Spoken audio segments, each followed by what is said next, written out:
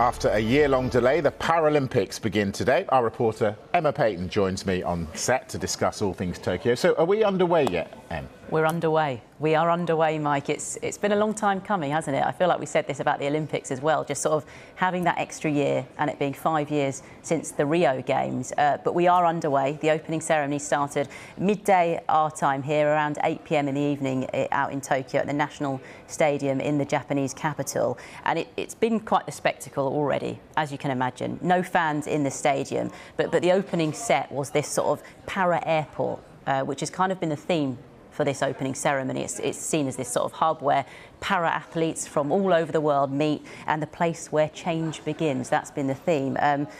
As standard, there's been dancing, there's been fireworks, there's been sort of laser beams. The Refugee Paralympic Team, they were the first in. They've got 6 athletes competing in Tokyo at the Games. And then as standard, sort of countries coming in one by one, but in Japanese alphabetical order. So I don't know if you want to sort of take a guess at who came in first? Just throw it. I'm actually, fluent. So, I thought as much. I'm going Azerbaijan. Iceland. Yes, so that's close. Very choice. Close. Right. And of course, I was sort of sat there waiting to see Paralympics GB come in. They enter the stadium around about 12:30 and led by their flag bearers Ellie Simmonds and John Stubbs, and they were just beaming, really, waving to their fellow athletes, and it was brilliant to see. And look, everyone is getting behind Paralympics GB. I saw Marcus Rashford tweeting this morning saying, I'll be watching the opening ceremony, brilliant. I'll be watching the action starting tomorrow, so make sure you get behind this team. And of course, Mike, it's been, a strange build-up, not least the year-long delay, but now the game's being played out against the backdrop of the COVID-19 pandemic. But it's a games like no other, as we know. And we caught up with the chef de mission for Paralympics GB out in Tokyo, Penny Briscoe, yesterday. And she sort of talked about the aims for Paralympics GB and I suppose what she would classify as success come the end of the Games. What we've seen this cycle, I think, indicates there's a very strong possibility of a successful Games. 12 days of competition. There's lots to look forward to every day. I think there'll be medal moments every day, but I think there'll also be memorable moments every day. And I think for us, those two things together are an incredible mix. Yeah, so that Penny Briscoe there.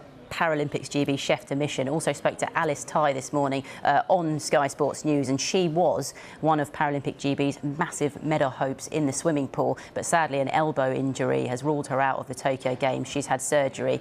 We chatted all about her recovery, but I also asked her for a one to watch in Tokyo, because we all need those, don't we? So this is who she said to watch out for. I'm most excited to watch Stephen Clegg. He's a visually impaired swimmer for Great Britain, and he's just been phenomenal these last couple of years. He's broken a world record and he got silver at World Championships in 2019. But I'm really excited to watch his race specifically. I think it's going to be close, but everyone loves a close race.